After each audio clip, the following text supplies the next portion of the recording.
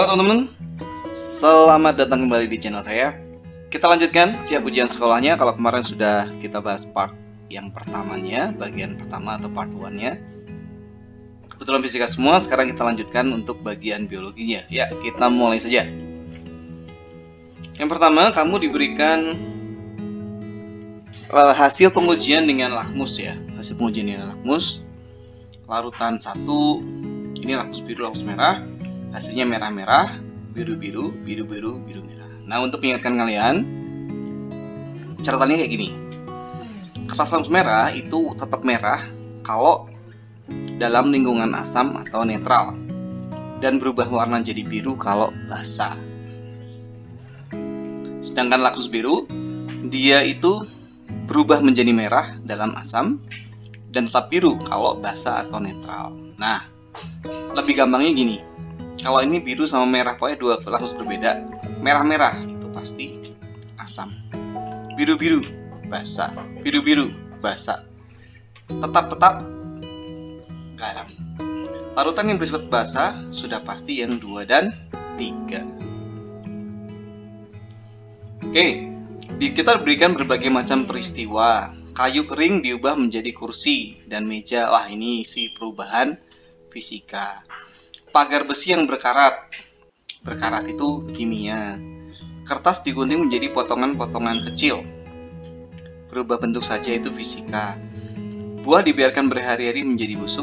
Pembusukan itu kimia. Jadi perubahan kimia sudah pasti 2 dan 4 ya. Ini geser ke sini ya. 2 dan 4. Oke, berikutnya. Ada 3 hal yang muncul ya dalam soal ini ya. Ada unsur, senyawa, dan campuran. Yuk kita kenali cirinya masing-masing dulu sebelum kita jawab. Unsur itu zat tunggal yang paling sederhana, sering juga disebut sebagai atom atau atom unsur begitu ya. Kalau senyawa itu hasil reaksi kimia ya, dengan perbandingan yang tetap.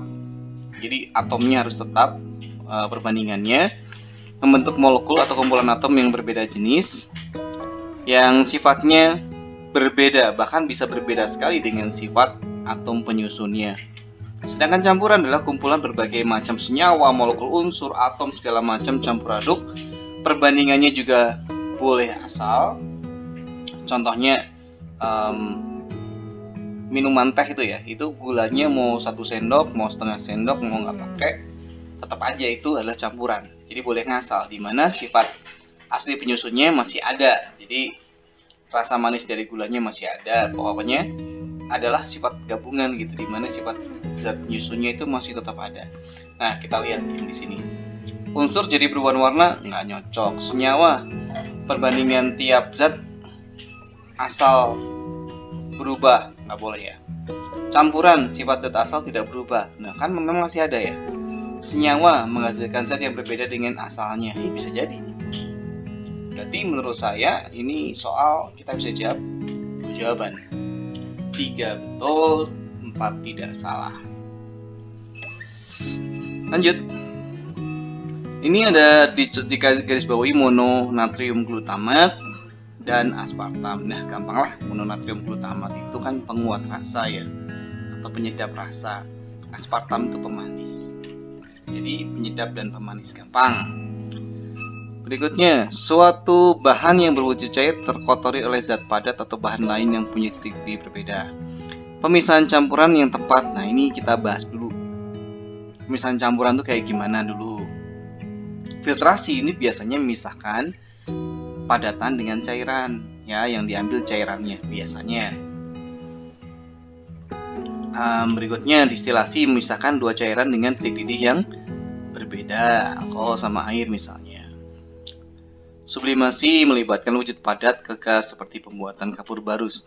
Sedangkan kromatografi melibatkan pemisahan warna. Nah, ini soalnya agak membingungkan ya, karena ada kata titik didih yang berbeda. Menurut saya ini soalnya harus diralat, harus diginiin. Jadi satu bahan yang berwujud cair terkotori oleh bahan lain yang punya titik didih berbeda. Berarti kemungkinan kalau titik didih ya, itu kan berarti kan kebanyakan cairan gitu kan ya. Kan yang bisa mendidih kan cairan. Berarti kalau kayak gini jawabannya jadi lebih jelas, yaitu distilasi. Lanjut, kita berikan gambar ekosistem nih ya, dan kita diminta di sini interaksi antara komponen biotik hidup dengan abiotik yang tidak hidup pada ekosistem yang di atas. Ini adalah kita cari yang hidup dan tidak hidup. Katak, ikan hidup-hidup, rusa, rumput hidup-hidup, ikan, zooplankton hidup-hidup, teratai terapung di air. Wah, itu jelas biotik abiotik. Jadi jawabannya yang D. Berikutnya, kita disuruh untuk menganalisa ciri-ciri makhluk hidup. Ya, kita langsung mulai saja. Yang pertama, kaktus memiliki batang yang tebal dan daun berduri. Ini adalah bentuk adaptasi. Mekarnya bunga tulip pada saat suhu lingkungan naik. Saat suhu naik itu berarti ini gerak ya. Ya, ini namanya termonasti ya. Tumbuhan lidah mertua diperbanyak dengan cara stek daun. Wah, diperbanyak berarti ini berkembang biak, berarti adaptasi, bergerak, dan berkembang biak. Ini berarti jawabannya yang A. Oke, selanjutnya, berdasarkan ciri yang dimiliki oleh hewan-hewan tersebut dapat dikelompokkan ke dalam suatu berdasarkan ciri yang dimiliki hewan-hewan tersebut dapat dikelompokkan dalam satu kelompok, yaitu oke, kita lihat dulu ya, ini Crustacea, Insecta, Myriapoda, Arachnida. Dan semuanya itu boleh dibilang subfilum ke dalam satu filum yang namanya Arthropoda atau hewan yang beruas-ruas. Berarti jawabannya sudah jelas nih, Arthropoda. Oke, ini ada gambar sel tumbuhan tapi tidak lengkap. Organel sel tumbuhan yang tidak dimiliki oleh sel hewan. Nah, ini sebenarnya nggak pakai gambar juga bisa ya, karena sentriol dan inti sel itu dimiliki oleh keduanya. Vakuola dimiliki oleh keduanya walaupun nggak semua hewan punya. Membran sel dimiliki oleh keduanya. Jadi jawabannya udah jelas lah yang C, kloroplas. Apalagi ini ada gambar plastida dan di dalamnya ada kloroplas, ada gambar vakuola. Saya lihat ini juga ada gambar dinding sel. Ya, itu aja yang mencolok perbedaannya dengan hewan. Oke, kita punya dua jaring-jaring makanan di soal berikutnya. Nah, kita baca dulu ya. Jika pada kedua jaring-jaring makanan ini belalang dibasmi, berarti kita konsentrasinya sama belalang. Ini sama ini. Maka yang terjadi adalah kita lihat yang di sini dulu, yang di kebun dulu ya. Belalang ini adalah sumber makanan satu-satunya bagi katak dalam sini. Berarti kalau ini dibasmi habis, ini nggak bisa makan, hilang ya. Kalau di sini coba lihat, belalang habis, kataknya. Nah, katak masih punya makanan yang lain nih, ulet nih. Ya, masih punya makanan yang lain. Berarti kalau begitu di kebunnya punah, sedangkan di sawah tetap hidup karena dia punya sumber makanan yang lain. Oke, penggunaan kantong plastik untuk membungkus makanan semakin hari semakin meningkat. Tanpa disadari, kantong plastik menumpuk menjadi tumpukan sampah yang sulit untuk diuraikan. Salah satu usaha yang dapat mengurangi kantong plastik adalah, oke, kita pilih-pilih langsung aja, ini kan gampang ya. Yang C, mengolah kembali sampah plastik menjadi produk yang bermanfaat. Kalau nggak, pakai reuse juga bisa ya, menggunakan kembali, dijadikan kerajinan tangan kemudian digunakan kembali. Berikutnya, gerakan menggelengkan kepala. Nah, di kepala ini kan untuk menggerakkan leher kita, itu kan sendinya sendi putar. Berarti jawabannya kita arahkan ke sana. Nah, langsung ada nih, Ani. Tulang atlas dan tulang aksis ini adalah sendi putar. Ya, jawabannya langsung ketemu, nggak usah pikirin yang lain. Berikutnya, sudah dari tadi pagi Ina ingin buang air besar, tapi ternyata susah keluar. Dia merasakan sembelit, perutnya sakit dan mulas. Proses pencernaan makanan yang mengalami gangguan. Nah, kalau BAB itu hubungannya sama usus besar. Cari-cari yang jawaban usus besar. Ini nih B nih. Proses penyerapan air di usus besar yang terganggu ya karena kekurangan serat pada makanan. Jadi jawabannya yang B. Perhatikan gambar percobaan tanaman pacar berikut. Pada percobaan ini larutan iosin, larutan warna merah itu naik lebih cepat pada pot A dibanding pada pot B. faktornya yang membedakan adalah ya ini lihat ini daunnya ya.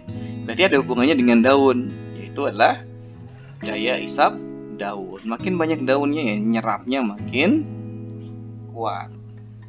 Ya. Berikutnya. Nah, untuk berikutnya ini kayaknya rumit, padahal ini sebenarnya gampang. Jadi ini nggak bahkan kamu nggak perlu tahu percobaan ingin house dalam kasus untuk menjawab soal ini juga bisa, karena dari tabelnya saja udah kelihatan ya. Ini kita ngomongin suhu, di mana fotosintesis itu jadi yang paling cepat di mana, ya. Dan ternyata kalau kita lihat terlalu dingin lambat, terlalu hangat juga lambat, berarti ada suhu optimalnya ya. Nah, kita cari-cari yang nyocok. Kita langsung coba yang A coba. Semakin bertambah suhu, proses fotosintesis pada tumbuhan 2 dan 3 semakin cepat. Padahal kalau kita lihat di suhu 46 dia lambat, padahal 30-nya cepat ya. 32-nya cepat, 49 jadi lambat. Berarti ini bukan. Tumbuhan 1 dan 2, Tumbuhan 2 dan 3 membutuhkan suhu tinggi untuk fotosintesis, salah ya. C. Tumbuhan 1 dan 4 menghasilkan hasil fotosintesis terbanyak pada suhu 30 dan 28. Tumbuhan 1 30, tumbuhan 4 28. Ini nah C. Jadi intinya adalah kemampuan untuk baca grafik aja, nggak susah ya. Berikut adalah bagian dari sistem sirkulasi atau peredaran pada manusia yang membawa darah mengandung oksigen dari paru-paru. Ini ada dikasih paru-paru, vena pulmonalis, serambi kiri, bilik kiri, dan juga aorta. Ini kayaknya saya mau ngurutin dari paru-paru aja deh. Dari paru-paru itu yang darah yang kaya akan oksigen itu larinya ke vena pulmonalis. Jadi satu-satunya vena yang punya banyak oksigen ya. Kemudian ke serambi kiri, bilik kiri, aorta. Udah urut, ya udah. Kebetulan banget sudah urut. Next. Oke, ini kelihatan agak rumit. Jika diberikan hasil pemeriksaan darah Pak Karna 52 tahun. Ini pemeriksaannya, ini nilai normal, ini hasil. Yang perlu diperhatikan adalah perbandingan nilai normal dan hasil. Kolesterol kurang dari 200 mg, kurang dari 200, satuannya udah nggak usah dipikirin ya. Kurang dari 200, di sini 231, berarti ini nggak normal ya. Glukosanya 70 sampai 130 masih masuk. Asam uratnya pria 2 sampai 7 masuk. Tekanan darah 120/80 ini lebih tinggi, berarti dia kemungkinan bisa terkena hipertensi atau tekanan darah tinggi dan juga kolesterol. Tapi di sini katakan dokter menyarankan kepada Pak Karna agar selalu giat berolahraga dan mengurangi konsumsi makanan berlemak. Berdasarkan data dan anjuran dokter, resikonya berarti apa gitu ya. Jadi resikonya itu berarti ada di berhubungan dengan kolesterol kalau lemak ya. Nah, yang lemak. Nah, ini. Oke. Dia akan mengalami serangan jantung akibat penyumbatan lemak dalam pembuluh darah kalau tidak mengindahkan saran dokter. Oke, berikutnya. Oke, kita diberikan gambar organ reproduksi wanita. Bagian yang terjadi di P adalah, oke, kita lanjut aja lah ya. Dari fertilisasi. Kita bahas dari yang fertilisasi. Fertilisasi terjadinya di tuba fallopi, sini, menstruasi di peluruhan dinding rahim. Kemudian pertumbuhan embrio ada di uterus, pembentukan sel telur yaitu di ovarium. D. Lanjut, gambar percobaan ini ya. Ini kalau yang percobaan jenis kayak gini, ini bukan untuk membuktikan udara pernapasan menghasilkan karbon dioksida atau bahkan uap air ya, tapi ini untuk mengetahui volume udara paru-paru. Jadi jawabannya yang D. Lanjut. Kita diberikan gambar 4 tumbuhan. Cara perkembangbiakan A, B, C, D secara berturut-turut adalah, oke, yang A ini kentang, umbi batang. B, bawang ini umbi lapis. C ini rizoma atau akar tinggal. Sebenarnya kalau akar tinggal kurang tepat ya, karena sebenarnya itu adalah batang yang menjalar di permukaan tanah ya. Dan kemudian ini adalah tunas, yang C ya. Oke, persilangan antara tanaman padi bulir besar berumur panjang diwakili dengan B besar, B besar, P kecil, B besar, B besar, P besar, P besar, dengan tanaman padi bulirnya kecil berumur pendek B kecil, B kecil, B kecil, B kecil adalah sebagai berikut. Dan fenotip, keturunan satunya, filial satunya adalah B besar, B kecil, B besar, B kecil. Jika F1 berarti yang ini disilangkan dengan semuanya, maka persentasenya, nah ini nggak usah menghitung, ini gampang ini. Kalau besar kecil di cross sama besar kecil sudah pasti dia akan mengikuti 9331 ya. 9331 dengan ini adalah dominan-dominan, ini dua ini adalah gabungan dari satu dominan satu resesif. Kalau kita bilang dominan resesif, resesif dominan, yang belakang adalah resesif-resesifnya. Nah, di sini kan soalnya kan persentase, ini persentasenya udah dihitung dulu ya. Ini kan tinggal 9 bagi 16 kali 100% gitu. Nah, ini kan diminta kan padi bulir kecil. Bulir kecil berarti kan resesif ya. Dengan umur panjang satunya dominan, berarti kan ini kan sesuai dengan ini kan. Berarti jawabannya udah pasti yang C. Itu. Lanjut. Oke. Dampak yang terjadi apabila gangguan pada XX itu kan glomerulus. Glomerulus itu kan penyaringan. Udahlah, pasti kan berhubungan dengan penyaringan darah tidak maksimal. Lanjut. Kita dikasih gambar. Ya, ini gambar tumbuh. Nomor 2 itu bergerak. Nomor 3 itu gutasi ya, atau pengeluaran air pada ujung-ujung daun itu ya. Itu berarti ekskresi. Berarti jawabannya tumbuh, bergerak, ekskresi yang B. Pada saat praktik membuat tape, diketahui struktur singkong awalnya dalam keadaan keras. Setelah mengalami fermentasi dalam beberapa hari, singkong menjadi lunak dan terasa manis. Peristiwa tersebut terjadi akibat kerja dari, oke, bahas satu persatu ya. Neospora cytophila itu oncom. Rhizopus oryzae tempe. Saccharomyces cerevisiae itu tape.